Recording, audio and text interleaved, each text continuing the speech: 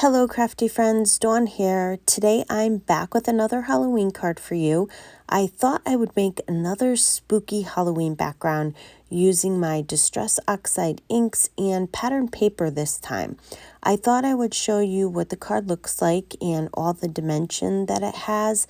This card is also a 5x7 because I wanted to add a lot of detail to it, and the A2 size card just didn't do the card justice. I'm using the Whimsy Stamps Witch Whisper die set. I absolutely love this set. It comes with some really great pieces. The little cats are totally awesome. I'm also using the Wavy Nested Frames and the Nevermore Pattern Paper. I'm using this one right here. I only have a few left and I really need to buy more of it. So I just am using what I have. I do end up using some other products as well, but I'll show you them a little later on. So let's get started. The first thing I did was cut a piece of white cardstock to 10x7 and I scored it at 5 inches. And then I cut another piece of white cardstock to 5x7. I take the largest nesting die and center it in the middle of the 5x7 paper. I wanted the wavy nesty dies just so it wasn't a plain circle or an oval, but you could use whatever you have in your stash. I'm sure it would look fine with any type of cutout. Then I place the cutout over the pattern paper to get an idea of what part of the paper I want to show in the opening, and then I just cut the excess off. Now I'm going to ink blend all around the edge of the white paper. I start with my Distress Oxide Hickory Smoke and I just go all around the edges with it. Now I'm really holding down my paper so it doesn't bend or anything like that. I'm also making sure to rub most of the color off of the brush onto the scrap piece of paper because I really don't want to make any harsh dark spots on the edges. I'm going for kind of like a more subtle, spooky background. Once I go around all the edges with the hickory smoke, then I'm going to bring in my black soot and I go all around the edges with it. I could have left it with just the hickory smoke, but I think the black soot just kind of brings it to a whole nother level when you add it. It just makes it more eerie looking in my opinion. Now, I die cut a little circle out as well, and you can use any circle die you have. I'm going to make her a crystal ball so she can hold it in her hand, and I'm going to blend a small amount of yellow onto this. In fact, I'm using such a small amount, I didn't even add any ink to my yellow blending brush. I just used what was on there. Then I add a little bit of gray onto it. In fact, I didn't add any ink to any of the brushes that I'm using. I just used whatever ink was already on my blending brushes. And then I bring in the black soot.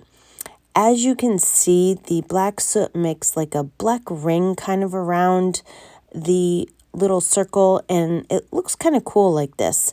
But it will lighten up a bit, so if you want it to stay dark, you kind of need to add enough to make it so that it doesn't fade.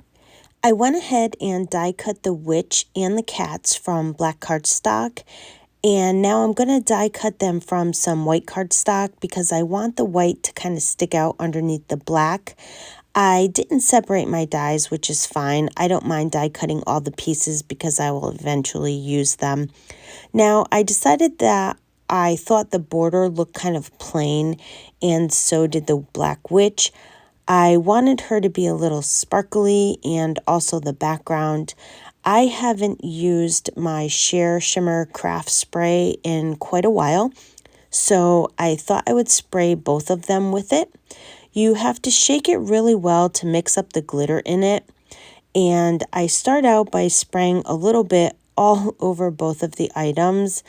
I spray from about 10 inches away and just let it kind of fall onto the paper. And then something kind of happened and I got kind of carried away with it. I ended up saturating the witch, and then I used my heat tool to dry her. and the background, so I didn't have to wait for it to dry. Sorry about my camera. I'm not really sure what's going on with it. It really was kind of like zooming in and out here. Now that it's dry, you can see that she has a lot of shimmer to her, and it actually looks really nice in person.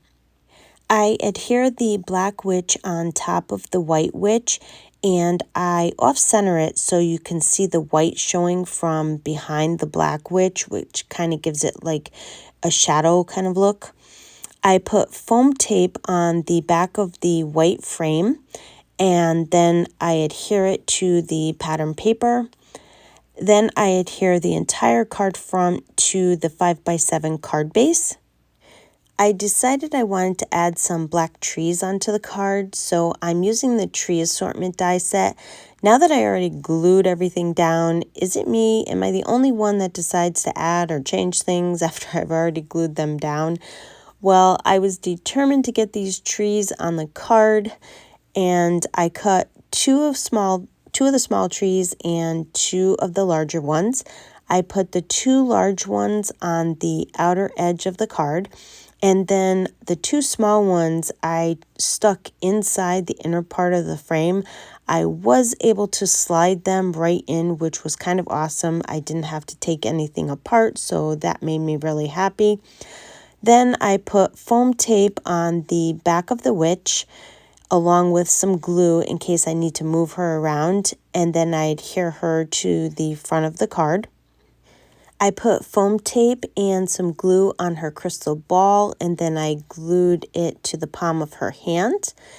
I felt like the card needed something else. I usually grab my favorite Halloween dies, the Boo Ghosts, but today I'm using the Spiders and Web die. I haven't used the webs in a while, so I wanted to use them. I die cut the webs from some metallic silver cardstock right here. It looks really nice for the webs, and then I cut a spider from some black cardstock. I adhere the web to the top left corner of the card, and then I put some foam tape on the spider and I adhere it to the web. And I put foam tape on the back of the cat, and I adhere him so he looks like he's kind of walking in front of the tree. To finish off the card, I'm using the Hocus Pocus Kittens stamp set because I like the Happy Halloween and the Hocus Pocus sentiment to go with this card. I'm going to be heat embossing my sentiments, so I'm going to rub my paper with my embossing powder bag. And then I'm going to stamp the sentiment with Versamark ink. And then I'm going to pour some Ranger silver embossing powder on it. And then when my heat tool is good and hot, I'm going to heat emboss the sentiments. I trimmed the sentiments down to size, and then I put foam tape on the back of them and adhere them to the card. I went ahead and trimmed off any excess of the trees and the spider webs that stuck off the side of the card. Then I realized I wanted the crystal ball, the cat, and the spider to have a little bit of shimmer to it, so I colored them with my Wink of Stella pen. You don't have to do this last step if you don't want to. I just decided to because, well, I guess I was just in a shimmery kind of mood.